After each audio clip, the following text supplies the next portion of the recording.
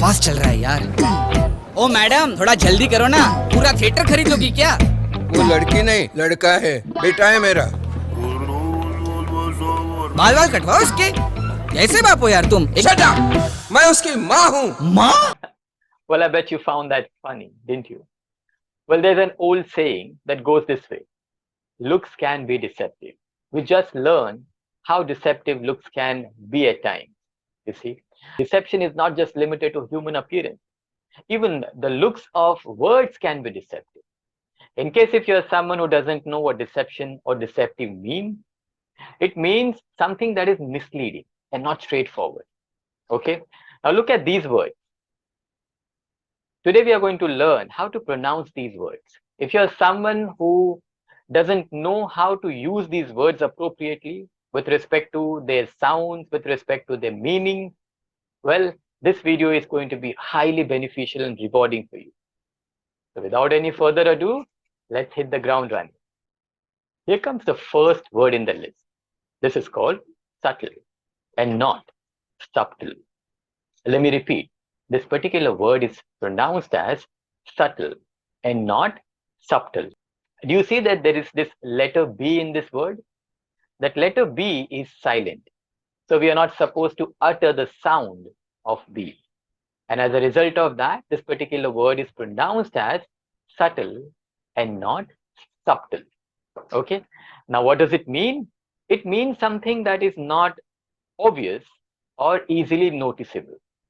Well, in case if you are still wondering what does it mean, don't worry, I have your back. Let's have a look at this particular picture. Now, do you see there are different currencies in this image? Now, one of these currencies is definitely fake. But is it possible for you to look at these currencies and put your finger on that fake one? I bet you can't do that. Why? Because the difference is not obvious. It's not easily noticeable. In other words, the difference is so subtle. Here comes the word number 2. This word is called an aisle. Okay. Let me repeat. The correct pronunciation of this word is aisle. And what does it mean? Well, an aisle is a long narrow space between rows or seats. Let's look at what aisle means using an image. Do you see this particular image here? Now, this long narrow space that you see between different rows and seats, this is called an aisle. Okay, here's an example for you. When I went to watch a movie, I walked down the aisle to reach my seat. Or you can also say, when I went to watch a movie, I walked along the aisle to reach my seat. Okay, so this was word number 2. Here comes the word number 3. This word is called debris and not debris.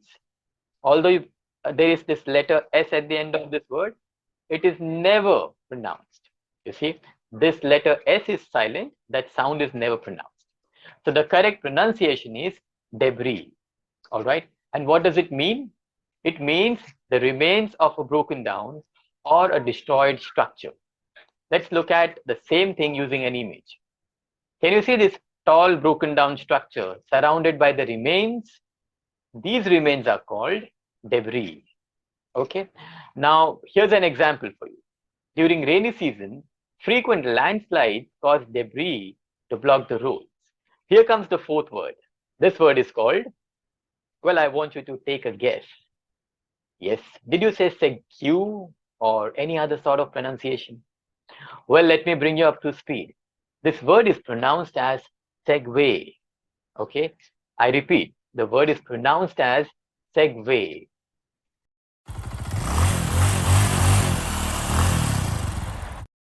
It means a smooth transition from one topic to another or one activity to another. Let me give you an example here. I'm sure you must have seen celebrities or politicians when they're asked some hard questions. One way is they try to evade giving answers to those questions. But then there are other politicians also, they have this knack of moving from one topic to another without even the audience noticing the change in the topic. So in other words, you can say the politicians have this knack of segueing into another topic without the audience noticing the change. But I hope you noticed the change. All right. Here comes the last word in the list. This word is called, well, hazard a guess. Did you say foxpa or you say something else? Well, let me share the correct pronunciation. This word is pronounced as faux pas. Okay, let me repeat. This word is pronounced as faux pas. And what does it mean? It means committing mistakes or blunder.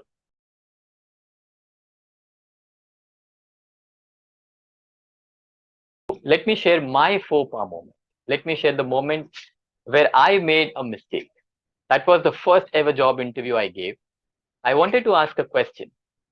So I should have said, I have a query, but I ended up saying, I have a query.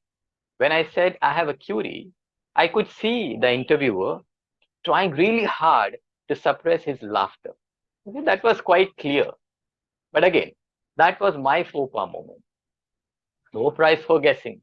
I, of course, lost the job. I did not get the job. Now, thank you so much for watching this video. The proof of the pudding is in the eating. So my humble request to all of you, people who have watched this video right till the end, go through, practice these words.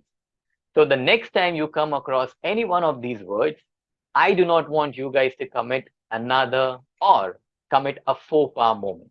You see, because these words, they look different, but they are pronounced different.